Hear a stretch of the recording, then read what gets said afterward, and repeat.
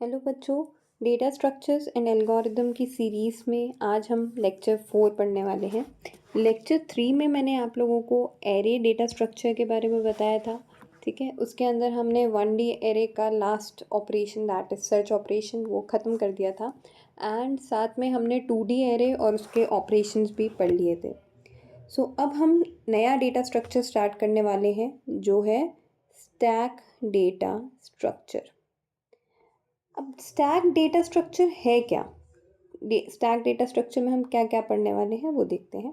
तो जब मैंने आपको डेटा स्ट्रक्चर्स के बारे में बताया था तो मैंने उस टाइम कहा था दो तरह के होते हैं। एक होता है आपका लीनियर डेटा स्ट्रक्चर और एक था आपका नॉन लीनियर, है ना। तो लीनियर और नॉन लीनियर के अंदर क्या पढ़ा था बच्चों हमने कि लीनियर डेटा स्ट्रक्चर मतलब एरे, जिसके अंदर एरे आ रहा था, आपका स्टैक आ रहा था, क्यू आ रहा था। ठीक है, वहीं नॉन लीनियर के अंदर आपका ट्रीज और ग्राफ्स हमने पढ़े थे। तो स्टैक कैसा डेटा स्ट्रक्चर है बच्चों? लीनियर डेटा स्ट्रक्चर है पहली चीज़। ठीक है, उसके बाद में ये जो डेटा स्ट्रक्चर है ये एक प्रिंसिपल पे काम करता है और वो जो प्रिंसिपल है जो ये फॉलो करता है वो प्रिंसिपल कहलाता है लीफो, या फिर कह सकते हैं लीफो के कॉन्सेप्ट पे काम करता है। अब लीफो क्या है? LIFO stands for last in first out. Last in and first out. अब लास्ट इन फर्स्ट आउट क्या होती है ये देखते हैं। सब लोग शादी में तो गए होंगे, पक्की बात है। ठीक है, और शादी में जाके खाना तो ज़रूर खाया होगा। अब जब खाना खाया तो ऑब्वियस सी बात है प्लेट तो उठाई है। तो प्लेट आपने देखा होगा कैसे रखी होती है, एक के ऊपर एक के ऊपर एक के ऊपर एक के ऊपर एक, इस तरीके से, जिसको हम क्या कहते हैं स्टैक ऑफ प्लेट्स। ठीक, अब ये जो स्टैक ऑफ प्लेट है बच्चों, इसके अंदर जो प्लेट आपने सबसे लास्ट में रखी थी वही प्लेट सबसे पहले उठाई जाती है। वही सेम कंसेप्ट है लास्ट इन फर्स्ट आउट, कि लास्ट में जो प्लेट आपने रखी या लास्ट में जो आपने डेटा एंटर किया वही डेटा या वही प्लेट सबसे पहले निकलेगी। ठीक है, तो ये जो कंसेप्ट है लास्ट इन फर्स्ट आउट, ये यही सेम कंसेप्ट है और यही कंसेप्ट या यही प्रिंसिपल हम स्टैक डेटा स्ट्रक्चर के ऊपर भी फॉलो करते हैं। आई होप यहाँ तक आपको चीज़ें क्लियर हो गई होंगी। ठीक, अब जब हम बात कर रहे हैं स्टैक डेटा स्ट्रक्चर की, तो स्टैक डेटा स्ट्रक्चर जो है बच्चों, इसके हम बारे में थोड़ा और देखते हैं। ये कुछ इस तरीके का दिखता है आपका स्टैक डेटा स्ट्रक्चर। ठीक है, अब जो आपकी स्टैक है दो तरह की हो सकती है। दो तरह की कैसी होगी? पहली जो स्टैक है, पहली स्टैक को हम कहेंगे जिसके अंदर आपका साइज फिक्स रहेगा, फिक्स साइज की स्टैक, और दूसरी होगी आपकी डायनामिक साइज की स्टैक। ठीक है, फिक्स्ड और डायनामिक क्या है? फिक्स साइज की स्टैक का मतलब है कि यहाँ पर जो भी स्टैक के अंदर कितने एलिमेंट्स जाने वाले हैं वो हम फिक्स कर देते हैं कि इससे ज़्यादा इसके अंदर चीज़ नहीं जाएगी। कि भैया 10 किलो की बाल्टी है तो 10 किलो ही उसके अंदर पानी जाए, सॉरी 10 लीटर की बाल्टी है तो 10 लीटर ही पानी उसके अंदर जाएगा, इसके ऊपर हम डाल ही नहीं सकते हैं। ठीक है, तो हमने उसकी कैपेसिटी फिक्स कर दी है। लेकिन डायनामिक के अंदर क्या होगा बच्चों? जैसे सपोज आपकी स्टैक फुल हो चुकी है तो स्टैक फुल होते क्या होगा, आप उसकी कैपेसिटी बढ़ा सकते हैं, आप उसके अंदर एक और एलिमेंट डाल सके उसके लिए उसकी कैपेसिटी आप इजीली बढ़ा सकते हैं।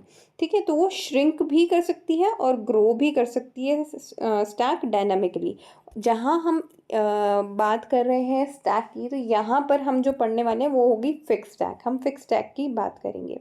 ठीक है, अब स्टैक डेटा स्ट्रक्चर मैंने बता दिया आपको कि कौन सा प्रिंसिपल यूज़ करता है, लीफो का प्रिंसिपल। अब स्टैक की रिप्रेजेंटेशन भी देख लेते हैं कि कैसे रिप्रेजेंट किया जाता है स्टैक को। ओके, तो आपकी जो स्टैक है वो कुछ ऐसी दिखती है। इसके अंदर एक डेटा एलिमेंट होगा। ठीक है, इसी तरीके से दूसरा डेटा एलिमेंट इसके ऊपर होगा, ये तीसरा डेटा एलिमेंट हुआ। सपोज इसमें 4 एलिमेंट्स जा सकते हैं तो 4 इसका साइज़ है। साइज़ सपोज मैंने कहा कि आपकी स्टैक का कितना है 4, मतलब 4 डेटा एलिमेंट्स आप इसके अंदर इंसर्ट कर सकते हैं। हमेशा जो लास्ट के अंदर आपका डेटा एलिमेंट गया है वो क्या कहलाता है? आपका टॉप। ठीक है, स्टैक के अंदर एक ही एंड है जहाँ से आपका एलिमेंट इंसर्ट भी किया जाता है और जहाँ से आपका एलिमेंट रिमूव भी किया जाता है। जब भी आप एलिमेंट को इंसर्ट कर रहे हैं स्टैक में, तो वो जो ऑपरेशन है उसको हम क्या कहते हैं, इंसर्शन ना क्या कहते कह के क्या कहते हैं, पुश। और वहीं जो रिमूवल है उस ऑपरेशन को हम रिमूवल ना कहकर क्या बोलेंगे, पॉप। ठीक है, तो आई थिंक यहाँ तक सारी चीज़ें क्लियर होंगी। स्टैक डेटा स्ट्रक्चर भी समझ में आ गया होगा। स्टैक डेटा स्ट्रक्चर के टाइप्स, दैट इज़ फिक्स्ड और डायनामिक, ये भी आपको समझ में आ गए होंगे। ठीक है, अब बात कर लेते हैं इसकी एप्लीकेशन की। एप्लीकेशन क्या क्या हो सकती है आपके स्टैक डेटा स्ट्रक्चर की। तो स्टैक डेटा स्ट्रक्चर में एक बहुत ही अच्छा सा एग्जांपल देती हूँ। सपोज़ आज आपकी छुट्टी है, ठीक है, पापा को ऑफिस जाना था। पापा बोल कर के गए कि मैं अभी ऑफिस जा रहा हूँ, पीछे से पढ़ाई करनी है, पीछे से मौज मस्ती नहीं, ये नहीं कि तुम सिस्टम ऑन करके गेम खेलने लग जाओ, सिर्फ पढ़ाई करनी है। ठीक है, अब क्या हुआ, तुमने देखा पापा तो गए, कौन देखने वाला है, गए सिस्टम पे, गूगल खोला, यूट्यूब चलाया, आराम से वीडियोस देखी। ठीक, शाम का टाइम हुआ, पापा के घर आने का टाइम वापस हो गया। अब पता है कि पापा आने वाले हैं, पापा के आने से पहले पहले क्या करोगे, सीधे कहाँ जाओगे, वेब हिस्ट्री में। ठीक है, वेब सर्च हिस्ट्री के अंदर जाएंगे और वहाँ से आप हिस्ट्री डिलीट करेंगे। तो कभी अगर आप वहाँ गए हैं तो आपने देखा होगा वेब सर्च हिस्ट्री में क्या हो रहा है, जो चीज़ आपने सबसे लास्ट में देखी थी वो आपको सबसे पहले दिखेगी, राइट। इसके बाद में आपने जो सेकंड लास्ट देखी होगी, जो इससे जस्ट पहले देखी होगी, वो आपको सेकंड नंबर पे दिखी होगी। इससे पहले वाली आपको थर्ड पोजीशन पे दिखी होगी, इससे पहले आपको फोर्थ पोजीशन पे दिखेगी, एंड सो ऑन, ऐसा चलता जाएगा, है ना। तो ये जो कंसेप्ट आप देख रहे हैं कि आपने जो सबसे लास्ट में देखी वो सबसे पहले दिख रही है, उससे पहले वाली उसके बाद, उससे पहले वाली उसके बाद, एक एक करके। अब ऐसे मान लो ढूंढना है मुझे कि मैंने सपोज़ मैंने कुछ वर्ड ढूंढा था या कोई चीज़ का मतलब ढूंढा था गूगल पे। अब उसके बाद में मैंने बहुत सारी चीज़ें देख ली, अब वो चीज़ मैंने कहाँ देखी थी, कब देखी थी, उसको मैं क्या वेब हिस्ट्री के अंदर सर्च कर रही हूँ। तो मैंने जो लास्ट में देखा वो सबसे पहले देखा दिखेगा मुझे, फिर उससे पहले वाला उसके बाद दिखेगा, इस तरीके से मैं एक एक करके चीज़ों को देखती जाऊँगी। तो ये जो कंसेप्ट है बच्चों, ये कहलाता है आपका कंसेप्ट ऑफ बैक ट्रैकिंग। ठीक है, which is a very you कह सकते हो इम्पॉर्टेंट एप्लीकेशन, या फिर सबसे फेमस एप्लीकेशन है स्टैक डेटा स्ट्रक्चर की। ठीक है, इसी के साथ में अंडू का ऑप्शन आपने देखा है। अंडू का ऑप्शन सेम चीज़ करता है कि आपने जो सबसे लास्ट में चीज़ की है वो उससे पहले वाली पे आपको शिफ्ट कर देगा, फिर उससे पहले वाली पे, फिर उससे पहले वाली पे। तो अंडू का ऑप्शन भी आपका एक एप्लीकेशन हो सकता है for your stack data structure, जो कि बैक ट्रैकिंग का ही एक पार्ट है। ठीक है, आई होप यहाँ तक आपको चीज़ें क्लियर होंगी। इसके बाद में अब हम बात करते हैं ऑपरेशन क्या क्या परफॉर्म करते हैं हम स्टैक के ऊपर। ऑपरेशन वही रहेंगे कि सबसे पहला आपका होगा इंसर्शन। ठीक है, इंसर्शन कर रहे हैं, जिसको आप कहते हैं पुश। ठीक, इसके बाद में आप रिमूवल या डिलीशन परफॉर्म कर रहे हैं, रिमूवल या फिर डिलीशन परफॉर्म कर रहे हैं, जिसको आप कहते हैं पॉप ऑपरेशन। ठीक, इसी के साथ साथ बच्चों आप टॉप वेरिएबल देखते हैं, तो वो टॉप एक आपका ऑपरेशन हो गया कि आपका सबसे एंड में आपने क्या एलिमेंट डाला है, तो वो हमेशा उसको कौन पॉइंट करेगा, टॉप। ठीक है, इसी के साथ में अब आप चेक करते हैं कि क्या आपकी स्टैक खाली है, तो उसके लिए आप यूज़ करते हैं इज़ एम्प्टी। ठीक है, क्या आपकी स्टैक भरी हुई है, उसके लिए आप यूज़ करते हैं इज़ फुल। साथ में अगर मान लो आपको कोई पर्टिकुलर एक पोजीशन पर या कोई पर्टिकुलर एलिमेंट आपको देखना है कि स्टैक में कहाँ है, तो उसको आप कहते हैं पीक। अगर आपको पूरा सारे जितने भी एलिमेंट्स हैं स्टैक के अंदर उन सबको प्रिंट कराना है, तो आप यूज़ करते हैं डिस्प्ले। ठीक है, इसी के साथ में अगर मान लो आपको कोई एक पर्टिकुलर पोजीशन पे कोई एलिमेंट स्टोर्ड था, वो एलिमेंट को रिप्लेस करना है किसी और से, मतलब चेंज करना है, तो उसके लिए आप यूज़ करते हैं चेंज। तो आई होप यहाँ पे जितने ऑपरेशंस हैं वो सब उनकी क्या काम है वो भी समझ में आपको आ गए होंगे। ठीक है, अब हम देखते हैं सबसे पहला ऑपरेशन यानी कि इंसर्शन का operation, that is push operation. अब ये पुश ऑपरेशन क्या है? पुश ऑपरेशन कहता है कि ये आपकी स्टैक है। अभी मान के चलो कि अगर स्टैक खाली थी और इसके ऊपर आप पुश ऑपरेशन लगा रहे हैं तो आपका पहला डेटा एलिमेंट आ जाएगा। अगेन आपने पुश लगाया तो अब आपका डेटा एलिमेंट नंबर 2 आ जाएगा। ठीक है, तो पुश में क्या हो रहा है, आप एक एक करके डेटा एलिमेंट्स को इंसर्ट कर रहे हैं। ठीक, जो भी डेटा आपने डाला, जैसे सपोज आपने पहला डेटा डाला था, यहाँ पर अभी डेटा एलिमेंट आपने सेकंड नहीं डाला है, तो जब डेटा एलिमेंट फर्स्ट डाला था तो वो क्या होगा, वो आपके टॉप को रिप्रेजेंट करेगा। फिर जैसे ही डेटा एलिमेंट 2 आपने डाला तो अब आपका जो टॉप है वो कहाँ आ जाएगा, इस जगह पे आ जाएगा। तो जो टॉप है वो एक पॉइंटर की तरह काम करता है जो बताता है कि आपका डेटा एलिमेंट कहाँ पे प्रेजेंट है। ठीक है, इसी के साथ में अब पुश ऑपरेशन हम कर तो रहे हैं, पुश ऑपरेशन के लिए भी पहले आपके पास में कुछ कंडीशंस हैं। कंडीशन क्या है, आपको चेक करना होता है कि क्या आपकी स्टैक फुल है। मतलब आपकी कैपेसिटी सपोज 4 डेटा एलिमेंट को स्टोर करने की है और डेटा एलिमेंट 1 भी पड़ा है, डेटा एलिमेंट 2 भी पड़ा है, डेटा एलिमेंट 3 भी पड़ा है, डेटा एलिमेंट 4 भी पड़ा है। एक बहुत ही अच्छे से एग्जांपल से समझाती हूँ। जैसा कि मैंने कहा 10 लीटर की बाल्टी है, 10 लीटर की बाल्टी में मैंने 10 लीटर पानी भर दिया, पूरी बाल्टी भर चुकी है।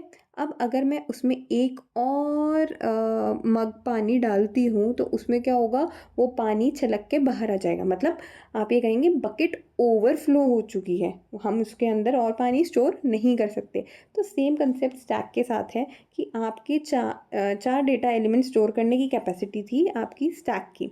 अब अगर आप बोल रहे हैं कि मुझे एक और डेटा एलिमेंट डालना है तो वो जा ही नहीं सकता, उसकी कैपेसिटी नहीं है इतनी। ठीक है, और हम बात किसकी कर रहे हैं यहाँ पे, फिक्स स्टैक की, ये भी ध्यान रखना।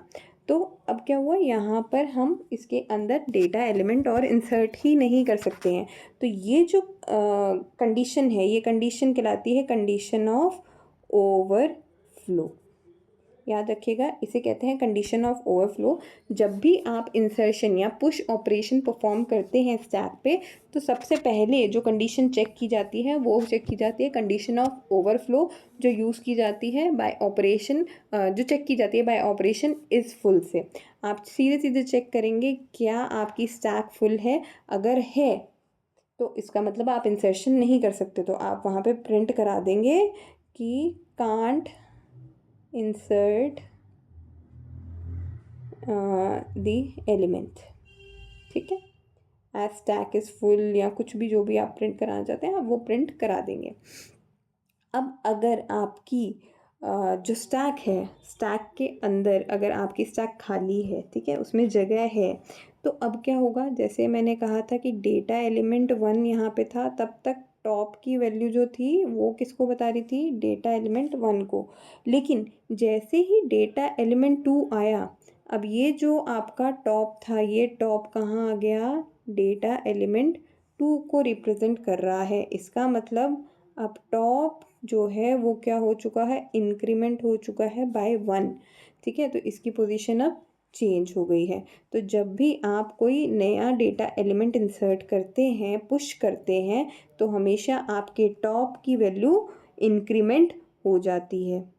यहाँ तक आई थिंक आप लोगों को सबको सब कुछ समझ में आ गया होगा। ठीक है, तो यही आपका पुश ऑपरेशन है।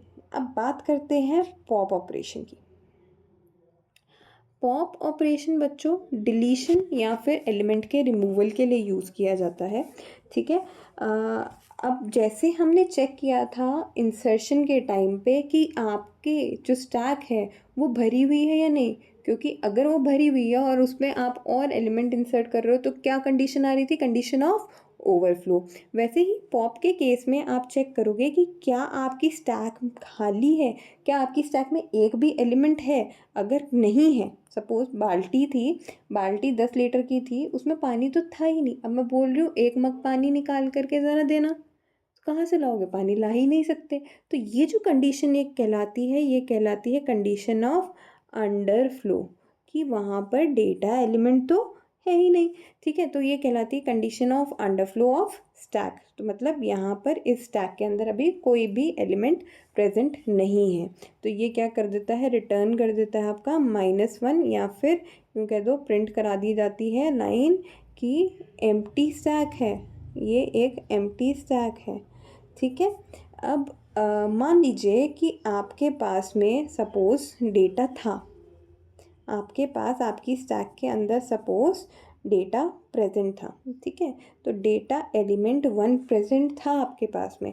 अब आपको क्या करना है, और मान लो डेटा एलिमेंट 2 भी था, तो टॉप किसको रिप्रेजेंट कर रहा है, अभी डेटा एलिमेंट 2 को रिप्रेजेंट कर रहा है। लेकिन जैसे ही मैं इस डेटा एलिमेंट 2 को रिमूव करती हूँ, अब आपकी टॉप जो है वो कहाँ आ गया, डिक्रीमेंट हो गया। तो टॉप क्या हो जाएगा, टॉप फर्स्ट पोजीशन पे आ गया, यानी कि top is equals to top -1 हो गया, उसकी वैल्यू में एक डिक्रीमेंट आ गया, ठीक है। तो यही जो है आपका, जब भी आप पॉप ऑपरेशन परफॉर्म करते हैं स्टैक पे, तो वो करते टाइम क्या होता है, आपका टॉप की वैल्यू के अंदर एक डिक्रीमेंट आ जाता है। आई होप यहाँ तक भी आपको सारी चीज़ें क्लियर होंगी, ठीक है। तो आपको पुश ऑपरेशन पॉप ऑपरेशन दोनों समझ में आ गए होंगे। इसी तरीके से हमने बात करी आपके पीक की, तो पीक के अंदर क्या है, और एक और चीज़ जो हमने पॉप देखा, तो वो जब हम अंडर फ्लो की कंडीशन उसमें चेक कर रहे थे, अंडर फ्लो की कंडीशन बच्चों आप चेक कर सकते हैं इज़ एम्प्टी से। अगर स्टैक एम्प्टी है, इसका मतलब वहाँ पर हम डेटा कोई प्रेजेंट ही नहीं है, हम कुछ प्रिंट नहीं करा सकते, सीधे सीधे प्रिंट कराएंगे स्टैक इज़ एम्प्टी। अगर कंडीशन वहाँ पे है कि मतलब ये कंडीशन है, तो आपका सीधे सीधे प्रिंट हो जाएगा that your stack is empty. Otherwise else क्या होगा, उसके अंदर आपकी टॉप की वैल्यू क्या हो जाएगी, टॉप -1, ठीक है। अब बात करते हैं आपके जो हमने पीक पढ़ा था। पीक ऑपरेशन कहता है कि एक पर्टिकुलर एलिमेंट है, वो एलिमेंट या फिर हम यूँ कह लो कि हमें टॉप, जो पीक है वो बताता है कि टॉप पे कौन सा एलिमेंट प्रेजेंट है, ठीक है। अब इसके लिए भी कंडीशन आती है। कंडीशन क्या आती है, हम पहले ये चेक करें कि क्या एलिमेंट प्रेजेंट भी है। अब मान लो कि टॉप की वैल्यू क्या आ रही है, -1 आ रही है, -1 आ रही है, इसका मतलब क्या हुआ कि वहाँ कोई एलिमेंट प्रेजेंट ही नहीं है। तो सीधे सीधे आप बता देंगे कि स्टैक इज़ एम्प्टी, ठीक है।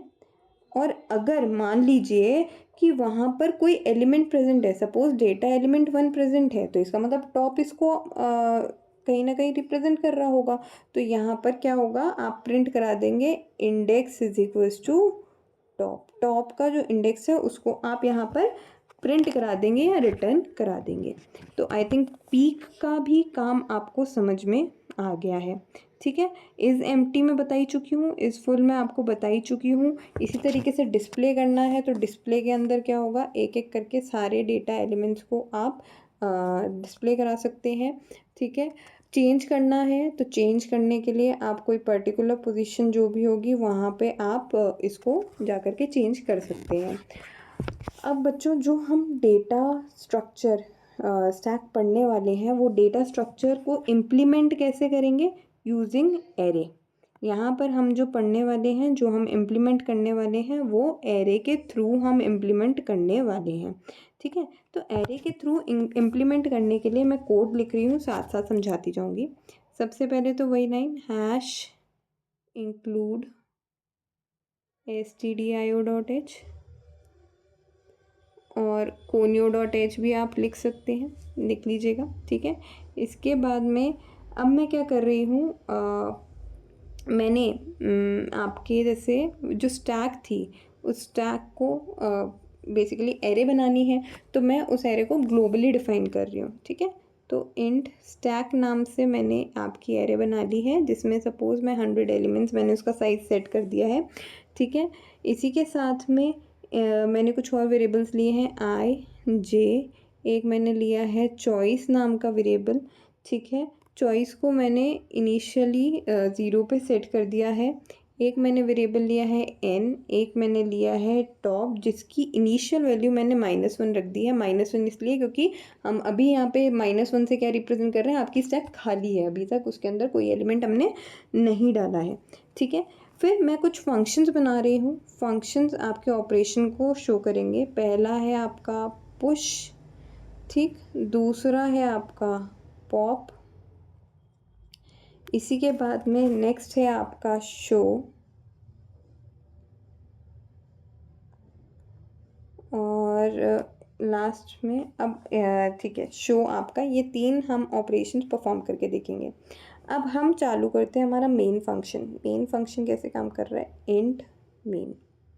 ठीक है, इंट मेन में हम क्या कह रहे हैं, हम सबसे पहले प्रिंट करा रहे हैं कि स्टैक में नंबर ऑफ एलिमेंट कितने होने चाहिए, वो हम यूज़र से ले रहे हैं। हमने वैसे मैक्सिमम साइज़ दे दिया है कि हम 100 एलिमेंट्स स्टोर कर सकते हैं, लेकिन हो सकता है यूज़र को 5 ही एलिमेंट्स चाहिए। तो उसके लिए हम क्या कर रहे हैं, यूज़र से मांग रहे हैं कि कितने नंबर ऑफ एलिमेंट चाहिए आउट ऑफ 100। तो उसके लिए मैं एक स्टेटमेंट यहाँ पर प्रिंट करा रही हूँ, प्रिंट एफ, जिसमें मैं कह रही हूँ एंटर नंबर ऑफ एलिमेंट्स। ठीक है, यहाँ पे मैंने एक स्टेटमेंट प्रिंट कराया, एंटर नंबर ऑफ एलिमेंट्स। अब मुझे यूज़र से लेना है तो मैं उसके लिए क्या करूँ, स्कैन करा दूँ ये number of elements, that is scan F.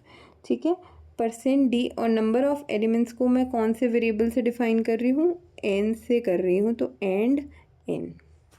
I hope यहाँ तक सारी चीज़ें क्लियर है। ठीक है, अब देखो, अब इसके अंदर हमारे पास 3 अलग अलग ऑपरेशन हैं।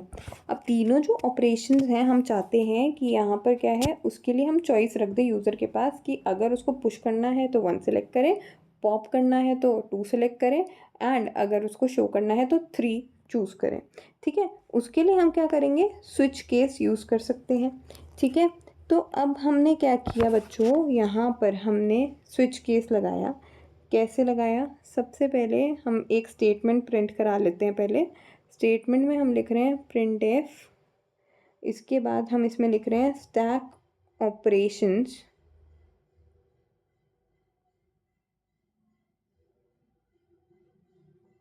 Using array are.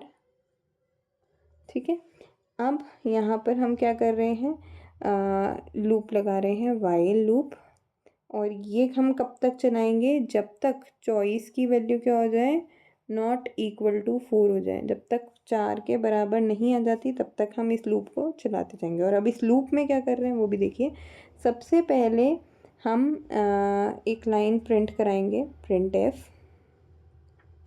Select option. ठीक है, अब ऑप्शन क्या क्या दे रहे हैं उसके लिए भी मैं एक लाइन प्रिंट करा देती हूँ। उसके अंदर मैं दे रही हूँ 1 फॉर पुश।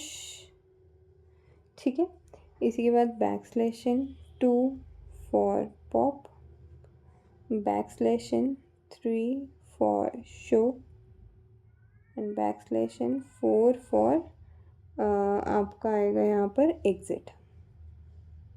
ठीक है, 4th हमने ऑप्शन कहा कि हम एग्ज़िट करना चाहते हैं। इसके बाद क्या कर रहे हैं, अब हम यहाँ पर स्विच केस लगाएंगे। तो स्विच के लिए अब पहले हमने क्या बोला, उससे पहले हमें यूज़र से मांगना पड़ेगा कि चॉइस वही देगा, क्योंकि तो हम उसको एक लाइन लिख के दे रहे हैं, एंटर चॉइस, उसकी जो भी चॉइस है वो एंटर कर दे। ठीक है, और इसके बाद में अब हम स्कैन करवा रहे हैं यूज़र से उसकी choice, that is %d, comma and choice. अब यूज़र अपनी चॉइस को एंटर करा दे। ठीक, अब देखो, अब स्विच केस लगेगा। तो यहाँ पर हम लगाया स्विच केस, जिसके अंदर हम क्या दे रहे हैं आपको, चॉइस नाम का हमारा जो वेरिएबल था वो दे रहे हैं। चॉइस में वो केस 1 केस 2 नंबर 1 नंबर 2 इस तरीके से देगा। ठीक, इसके अंदर हमने केस 1 दे दिया। केस 1 के अंदर हम कह रहे हैं क्या हो जाए, पुश परफॉर्म हो जाए। ठीक है, पुश हमारा जो फंक्शन था वो कॉल हो जाए, और ये यहीं पे फिर ब्रेक हो जाए। अगर केस 2 सेलेक्ट किया गया है तो केस 2 में क्या हो, पॉप नाम का जो हमारा फंक्शन था वो कॉल हो जाए, और ये चीज़ यहीं पे ब्रेक हो जाए। ठीक है, यही लिख रही हूँ आगे का। केस 3 में हमारा क्या आएगा कि हमारा शो फंक्शन कॉल हो जाए और ये चीज़ यहीं पे ब्रेक हो जाए। इसी के बाद में लास्ट है हमारा केस 4। केस 4 कहता है प्रिंट हो जाए एग्जिटिंग। मैं एग्जिट कर रहा हूँ भैया, हो गया अपना काम, ठीक है, और ये यहीं पे ब्रेक हो जाए। इसके बाद बच्चों एक डिफ़ॉल्ट केस भी होता है, राइट। तो डिफ़ॉल्ट जो केस है, डिफ़ॉल्ट केस में आपके क्या प्रिंट हो जाए कि ऑप्शन जो है इसके अलावा और कोई है ही नहीं। तो उसके लिए हम क्या करें, प्रिंट करा दें print F enter valid choice. ठीक है भैया, हम 4 तक की दे रहे हैं, तेरे पास और कोई ऑप्शन नहीं है तो इन्हीं में से सेलेक्ट कर। उसके लिए हमने क्या किया, डिफ़ॉल्ट भी कॉल कर दिया है। यहाँ तक आई होप आप लोगों को समझ में चीज़ें आ गई होंगी। ये स्विच केस हमने बंद किया, ये आपका हमने वाइल लूप बंद किया, ये आपका इंट मेन भी बंद कर दिया है। ठीक है, अब यहाँ तक की ये चीज़ें तो हमारी हो गई हैं। अब जो ऑपरेशन हमने बनाए थे, जो फंक्शन हमने बनाए थे, वो फंक्शंस देखें कि क्या कर रहे हैं। सबसे पहला फंक्शन है आपका पुश फंक्शन। ठीक है, पुश फंक्शन क्या कहता है कि सबसे पहले क्या करो, एक वैल्यू लो इंट वैल। ठीक है, अब उस वैल्यू के अंदर क्या करो आप, चेक करो कि अगर जो आपका टॉप है, अगर वो आपकी जो साइज़ ऑफ एरे है दैट इज़ n उसके बराबर है तो क्या प्रिंट होना चाहिए, प्रिंट कर दें आप ओवरफ्लो की कंडीशन है तो ओवरफ्लो आप प्रिंट कर दो। ठीक है, अगर ऐसा नहीं है तो एल्स का केस चले, जिसके अंदर क्या हो, हम सबसे पहले यूज़र से लेंगे तो हम कहेंगे प्रिंट एफ एंटर वैल्यू। ठीक है, यूज़र से हमने मांगी, स्कैन एफ भी करा रहे हैं हम यूज़र से वही वैल्यू, तो उसके लिए हमने कहा scan F %d comma and value. ठीक है, ये करने के बाद में अब क्या हो रहा है, अब हमने क्या बोला था कि आपकी जैसे ये स्टैक है, अगर ये यहाँ पर टॉप को रिप्रेजेंट कर रही है और अब हमें नया एलिमेंट चाहिए तो हम क्या कर दें, top is equals to top plus 1। ठीक है, तो वही सेम चीज़ हम करने वाले हैं। अब हम यहाँ पे क्या कहेंगे, हम कहेंगे यूज़र से वैल्यू तो ले ली, अब टॉप को सेट कर दो top is equals to top plus 1 पे। ठीक है, और जो आपके स्टैक का अब टॉप है, जहाँ पे ये टॉप आ रहा है वहाँ पे क्या हो, वैल्यू को हम एंटर करा दें। तो ये तो हो गया आपका पुश का ऑपरेशन। आई थिंक यहाँ तक चीज़ें क्लियर होंगी। ठीक, इसके बाद में अब आपका जो हमने पॉप नाम का फंक्शन बनाया था, तो पॉप नाम के फंक्शन में हमने क्या किया था वो देख लेते हैं। पॉप नाम के फंक्शन में बच्चों सबसे पहले हमने चेक किया था कि कहीं आपकी स्टैक एम्प्टी तो नहीं है। तो स्टैक एम्प्टी के लिए हम क्या कहते हैं, if top is equals to -1। अगर ऐसा केस है तो क्या प्रिंट हो जाए, प्रिंट हो जाए अंडरफ्लो, कि अंडरफ्लो की कंडीशन है भैया, नहीं कर सकते हम यहाँ पे, हम चीज़ को रिमूव ही नहीं कर सकते। ठीक है, एल्स अगर ऐसा नहीं है तो क्या हो, एल्स के केस में आपकी यहाँ पर क्या लिखा आ जाए बच्चों, मैंने कहा था कि अगर आपकी स्टैक के अंदर सपोज़ कोई डेटा एलिमेंट 1 पड़ा है, इसी तरीके से आपका डेटा एलिमेंट 2 पड़ा है, इसको रिमूव करना है, टॉप अभी इसको रिप्रेजेंट कर रहा है। अगर मैं कर दूँ top is equals to top -1 तो क्या होगा, टॉप अब यहाँ आ जाएगा, ये चीज़ अपने आप हट जाएगी। तो अब एल्स में क्या हो, हाँ यहाँ हो जाए top is equals to top -1। ठीक है, और अब ये क्या कर दे, प्रिंट करा दे टॉप को। ठीक है, इसके बाद में बात आती है आपकी शो की। तो अब आपका जो नेक्स्ट ऑपरेशन है वो कौन सा ऑपरेशन है, शो का ऑपरेशन या शो का फंक्शन। तो वॉइड शो नाम का हमने एक फंक्शन बनाया था, ठीक है। वॉइड शो के अंदर हम क्या कर रहे थे, हमें प्रिंट कराना था सिंपली जितने भी हमारे एलिमेंट्स हैं उसको। तो उसके लिए हम क्या कह रहे हैं, हम कह रहे हैं अब यहाँ पर लूप लगेगा, क्योंकि एरे के जितने भी एलिमेंट्स हैं सबको प्रिंट कराना है। तो कहाँ से चालू होगा, for I is equals to 0 से, फर्स्ट एलिमेंट से।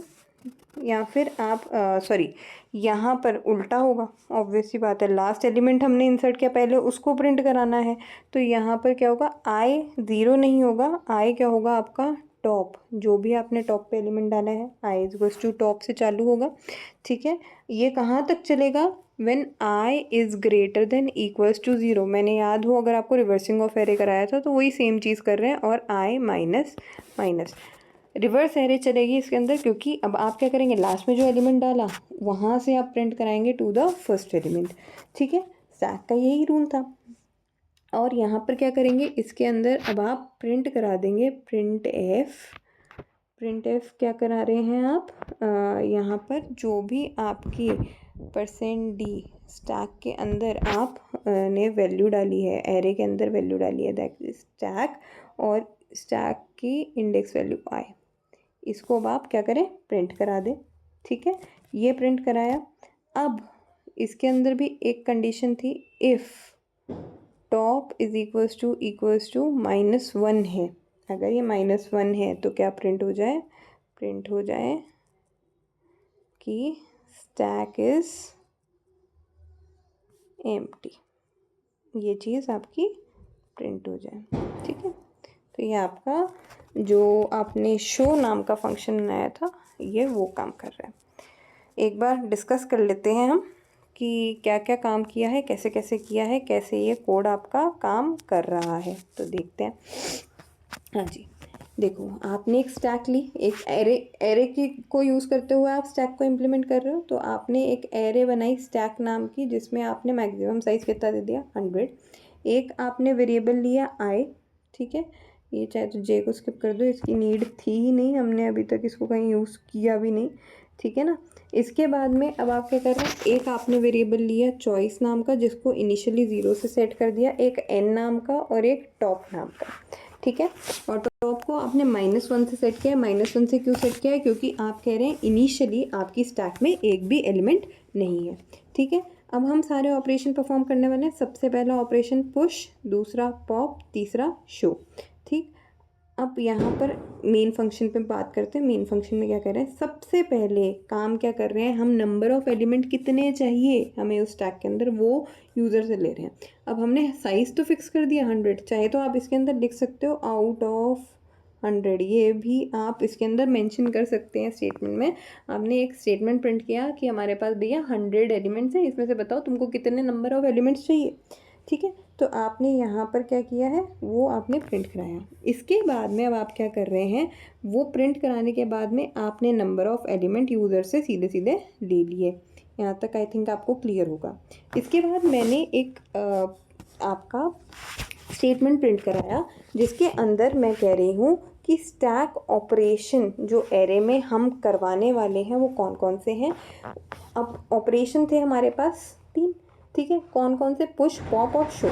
तीनों हमें एक साथ नहीं कराने, हम क्या कर रहे हैं, चॉइस ले रहे हैं यूज़र से कि भैया अगर तेरे को पुश कराना है तो 1 सेलेक्ट कर, पॉप कराना है तो 2 सेलेक्ट कर, अगर शो से कराना है तो 3 सेलेक्ट कर, और अगर तुझे एग्जिट करना है तो 4 सेलेक्ट कर, ठीक है। तो हम ये 4 चॉइसेस यूज़र को दे रहे हैं। तो हमने क्या है, आपके स्विच केस लगाया। तो स्विच केस में हमने क्या कहा, जब तक आपकी चॉइस 4 तक नहीं पहुंचती है, नॉट इक्वल टू 4 होती है, तब तक आप क्या करें, इसको चलाते रहें, ठीक है। तो 1 के लिए भी चलेगा, 2 के लिए भी चलेगा, 3 इज़ नॉट इक्वल्स टू 4 वो भी चलेगा, and 4 is not equals to 4।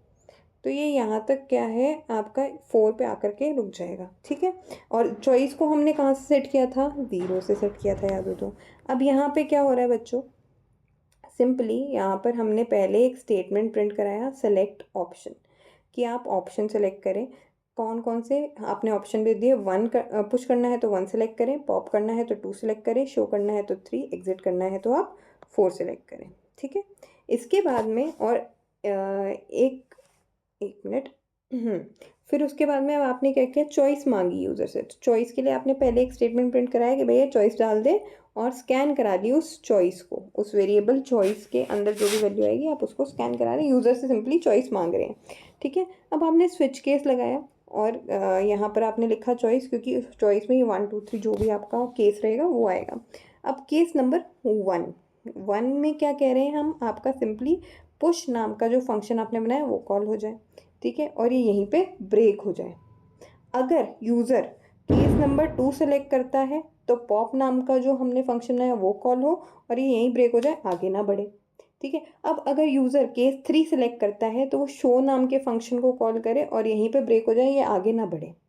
अगर केस 4 सेलेक्ट करता है तो क्या करें, प्रिंट कर दे कि एग्जिट कर रहा हूँ भैया सॉरी, और यहीं ब्रेक कर दे, ये इससे आगे नहीं बढ़ेगा। इसके अलावा और कोई केस ये चलाएगा ही नहीं। जो भी केस यूज़र डालेगा, सपोज उसने डाला 3, तो 3 पे उसको क्या करेगा, केस 3 पे आएगा, यहाँ पे उसने शो किया, शो फंक्शन चलाया और यहीं पे ब्रेक हो गया, इसके अलावा वो और कोई चीज़ देखेगा भी नहीं।